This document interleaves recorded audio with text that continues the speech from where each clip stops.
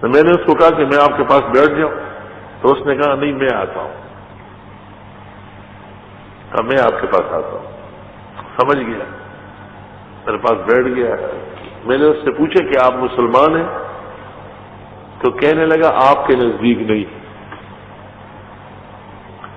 میں نے کہا مرزائی ہو؟ تو کہنے لگے کہ ایسے ہی سمجھ لیں۔ میں چپ ہو گیا۔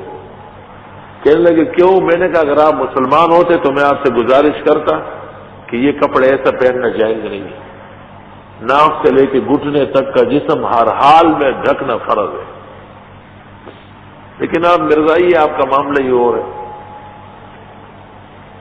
2-3 منٹ خاموش رہا، اس کے بعد مجھ سے کہا کہ آپ مجھے سمجھائیں۔ کوئی بات نہیں، میں نے سمجھایا۔ پیچھے 2 بزرگ بیٹھے تھے، انہوں نے کہا حضرت کپڑے کا مسئلہ تو چھوٹا ہے، ایمان کا مسئلہ۔ میں نے کہا میں چاہتا یہی تھا کہ کوئی کہے یا یہ خود کہے، تاکہ وہ یہ نہ کہے کہ مجھے چھیڑنے کے لیے یہاں بیٹھ گیا۔ ان 2 بزرگوں کا احسان تھا کہ اس لڑکے نے بھی کہا ٹھیک ہے آپ بتائیں کیا ہے۔ میں اس کو سمجھاتا رہا، تقریباً میرا مسئلہ پورا ہو گیا کہ میں نے انہیں 3 باتیں سمجھائی۔ ایک یہ کہ رسول کریم صلی اللہ علیہ وسلم خاتم النبیین ہے اور آپ کی شریعت قیامت تک کے لیے ہے، اس درمیان میں کسی پیرائے میں کسی قسم کا کوئی نئے نبی اللہ نے نہیں بھیجنا ہے، اور مرزا صاحب اپنے تمام دعوی اور تعلیمات کے اندر کاذب زمانہ ہے، اور اس کے کذب پر اتفاق ہے، اس کی تحریرات و کتب ڈال۔ اور تیسری بات یہ کہ آپ عاقل بالغ ہے، اللہ نے عقل سلیم دی ہے، آپ کو ایسا نہیں کرنا چاہیے۔ مختصر سی زندگی اور فانی عمر ہے، یہ آپ کیا کرتے ہیں؟ مرزے کو کیسے نبی مانتے ہیں؟ حضرت صلی اللہ علیہ وسلم کی نبوت سے آپ کو حیا نہیں آتی؟ قرآن آپ پر نازل ہوا، احادیث آپ کی موجود ہے، نمازیں آپ نے لے کے آئے، تو مرزا صاحب کا کیا کام ہے اسلام؟ کوئی عجیب طریقے سے سمجھائے۔ اس وقت جو اللہ تعالیٰ نے القاء کیا،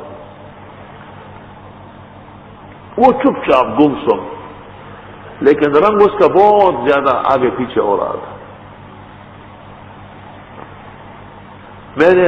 جب میں جہانگیر اسٹاپ پہ اترنے لگا تو میں نے اس کو کہا کہ جہاں تک عقیدے اور ایمان کا تعلق ہے وہ ایک انسان کا حق ہے کہ حضرت صلی اللہ علیہ وسلم کی طرف سے پیغام دے، میں اس کا پابند ہوں۔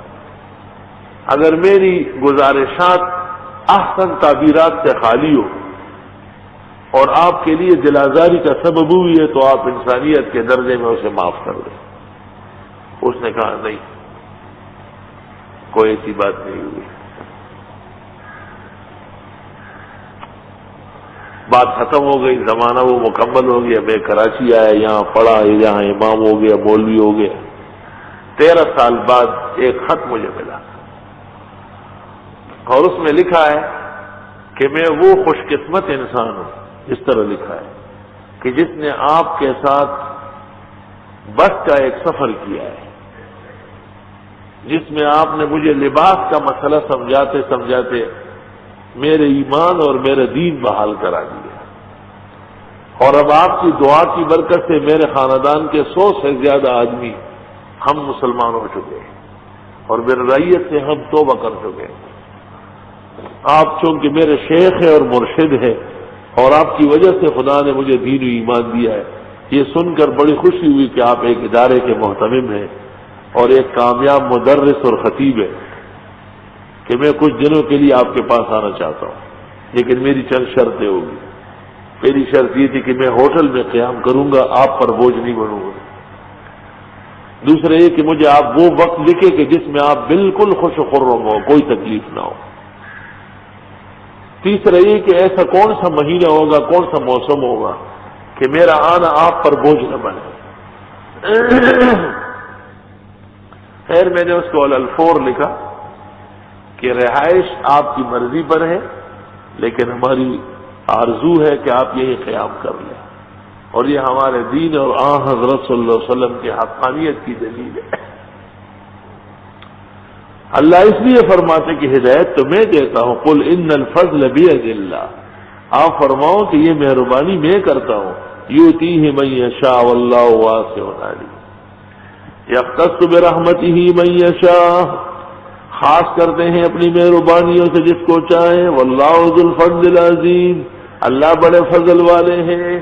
میں اس لیے اپنے دوستوں کو کہتا ہوں، علماء کرام کو، کہ منکر پر خاموشی قطعا جائز نہیں، چھوٹا گناہ ہو یا بڑا۔ جہاں کسی انسان کو بے راہ روی کرتے ہوئے دیکھا، کھڑے ہو کے پانی پی رہے ہیں، ٹیک لگایا ہوا ہے، جمائیاں لے رہا ہے، سمجھائیں آپ انہیں کہ یہ طریقہ صحیح نہیں ہے، درس میں غفلت آ رہی ہے۔ لباس 5 ٹخنوں سے نیچے، کہہ دے اس کو کہ اوپر کر لو۔ سر ننگا ہے، کہو اس کو کہ سر ڈھکو۔